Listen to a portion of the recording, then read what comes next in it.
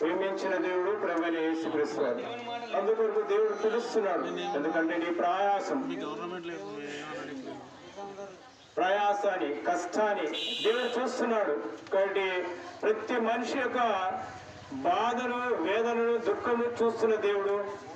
అంత మాత్రం కాకుండా భూలోకంలో మానవుడు చనిపోయిన తర్వాత నిత్యమైన యొక్క నరకమనే అగ్నిగుణం వెళ్లకుండా దేవుడు భూమి మీద ఉన్న మనుషుల్ని పిలిచి లోకరాజ్యము కొరికి ఆయన తీసుకువెళ్ళాలని దేవుడు పిలుస్తున్నాడు. ప్రియమైన వాళ్ళారా, భూలోకంలో జీవించిన మొట్టమొదటి మనుషుడైన ఆదాము అనే వ్యక్తి దేవుడు చేయకూడని పని చేసి అనగా పాపములోని పట్టబడి చివరికి తన ద్వారా వచ్చిన సంతానం అంతటి కూడా ఈ పాపాన్ని అంటగడుతూ వచ్చినాడు.